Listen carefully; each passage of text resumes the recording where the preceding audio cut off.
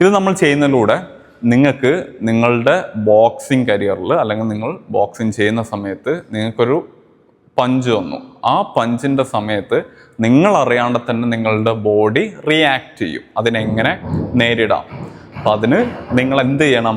ആദ്യം ഇത്തരത്തിലുള്ള കുറച്ച് ഡ്രിൽസ് നിങ്ങളുടെ മസിൽ മെമ്മറിയിലേക്ക് നിങ്ങൾ ഫീഡ് ചെയ്യണം. സിറ്റുവേഷൻ വരുമ്പോഴത്തേക്കും പെട്ടെന്ന് റിയാക്ട് ചെയ്യണമെങ്കിൽ നിങ്ങളിത് ഡെയിലി അല്ലെങ്കിൽ ആഴ്ചയിൽ 1-2 തവണ ഡ്രില്ലായിട്ട് തന്നെ ഫോളോ ചെയ്യുക. 1 2 1 2 1 2 1 2 1. ഇതിനെ നമ്മൾ എന്ത് ചെയ്യുന്നു? കമ്പൈൻ ചെയ്യുന്നു. കമ്പൈൻ ചെയ്താൽ എങ്ങനെ ഉണ്ടാവും? 1 2 1 2 1 2.